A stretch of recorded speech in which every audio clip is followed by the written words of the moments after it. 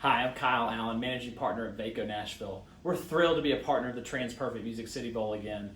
At Vaco, we specialize in the areas of accounting, technology, finance, and administration on both a permanent and contract basis. As this year comes to close, let us know if we can help you with any hiring needs. For more information, visit us at vaconashville.com. Good evening, everybody. Thanks for joining us. I have to admit, there were a lot of days I wasn't sure we were going to get to today in 2020 to be able to announce two teams for our 23rd bowl game. Our first of a new first year of a new 6-year agreement with the SEC and the Big Ten Conference that'll take us for the next 6 years. And also our first year to introduce our brand new title sponsor to the game in TransPerfect, who have just been a great partner through this trying a year to stick with us. And hopefully it'll be something that'll be a long-term success, but is our opportunity to introduce them to obviously the Nashville market and the college football audience nationally. On December 30th this year, we are proud on behalf of the Music City Bowl Board of Directors, our staff, our volunteers in the city of Nashville to invite Iowa Hawkeyes representing the Big Ten and the Missouri Tigers representing the Southeastern Conference. It'll be the first time both teams have played in our bowl game, which would be a great opportunity to build some relationships with their players, their staff, their coaches, and their fans.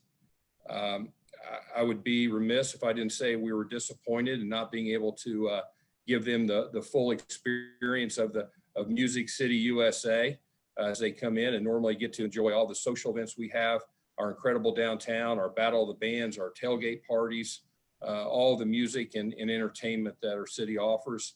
I know their fans would have filled us up and had a great few days in Nashville, but we're very fortunate and thankful that the city of Nashville, the Tennessee Titans, Nissan Stadium, the Big Ten, the SEC have allowed us to get to this point and host a game on December 30th and hopefully showcase our great city and our great sponsor to a national television audience, as well as watch a great football game between Iowa and Missouri. I'll be glad to answer any questions anybody has and go from there. All right, Scott, we have Corey Curtis from WKRN. Corey, take it away. Hey, Scott. Congratulations on getting here today. What will the bowl experience be for these two teams, and how many fans will you be allowed to have in the stands? Yeah, good question, Corey. I'll be honest. I think all of us from in the bowl industry, all the conferences, all the teams knew that throughout the fall, should we be lucky enough to get to the postseason, it was going to be a pretty limited experience. And in some ways, I think you look at it as a neutral site road game, just because of the COVID restrictions and the protocols. There's not going to be much interaction, much availability. And we're still working through, obviously, their operational plans and travel plans, as we just were able to announce today. And we just got, a few days before they get to town next week. As far as tickets, part of the application approved by the Metro Health Department goes through the Titans, which obviously we lease a facility, and it'll be very consistent with the Titans games, approximately 20%.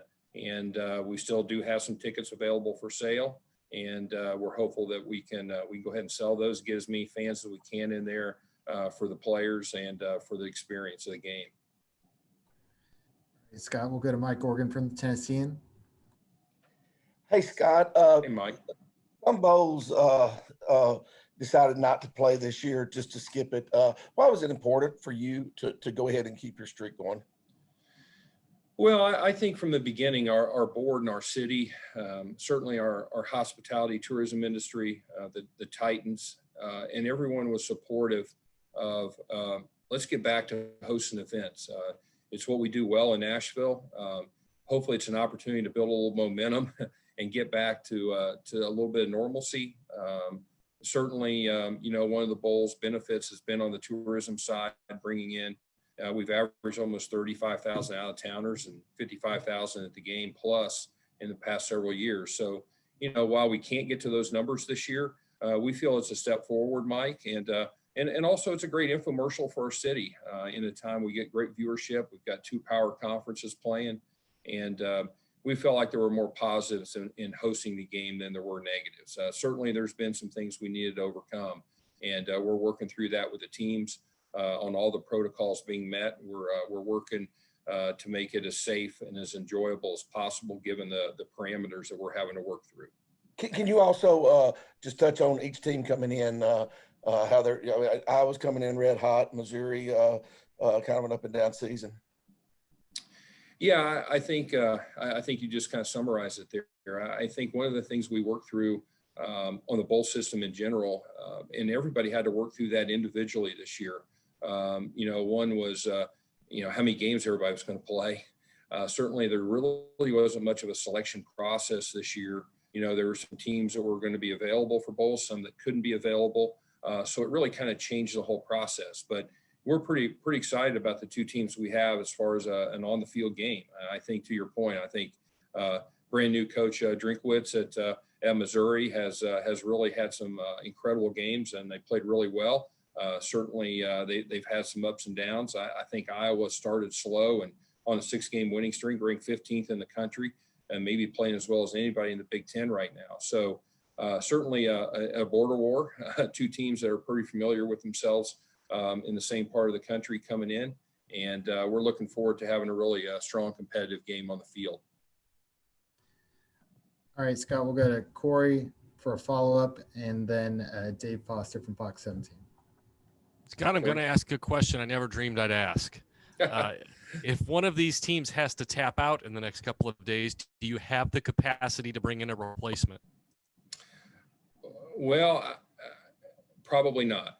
I'm going to leave it at probably right now, Corey. I think it's going to be very difficult. I think once you see the national schedule of games, once it gets completed probably this evening, you're just going to see that there's just not many teams that are available to play to be a replacement at the last minute. It certainly was one of those questions that we all worked through and said, could there be some teams that could have some flexibility to fill in if some teams couldn't play? But I would be very surprised if that happened in reality once we got close to the game. So unfortunately, if something happens that we can't go forward, it would very likely be a cancellation. All right, Scott, we'll go to Dave Foster from Fox 17. Hey, Scott. Hey, Dave. Hey, how you doing?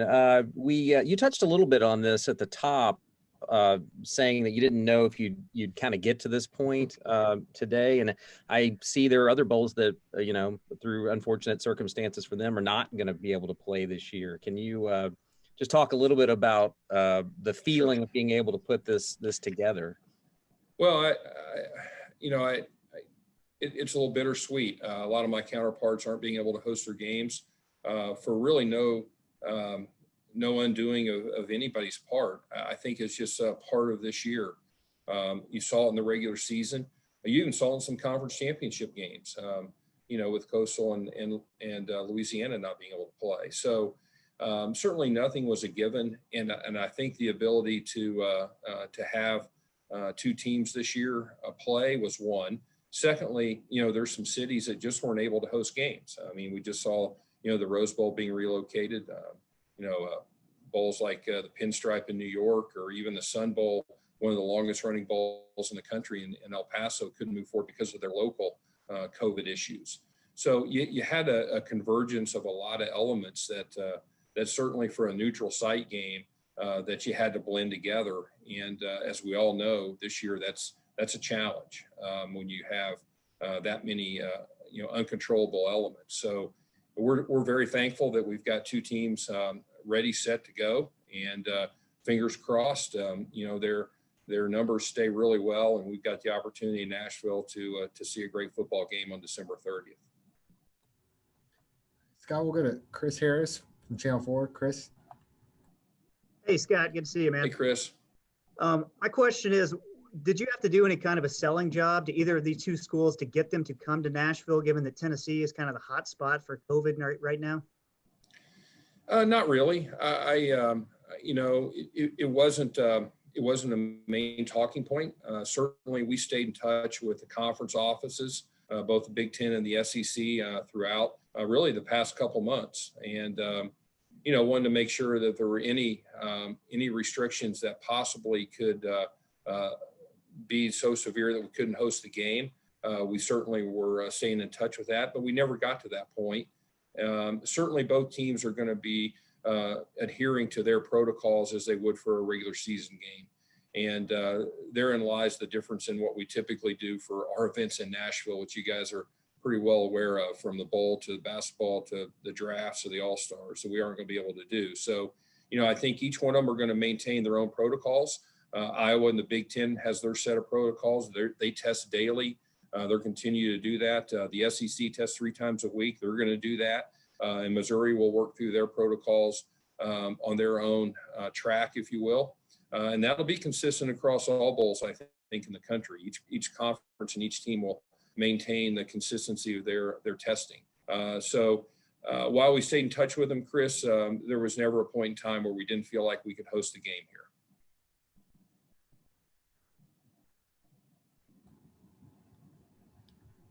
Any more questions for Scott?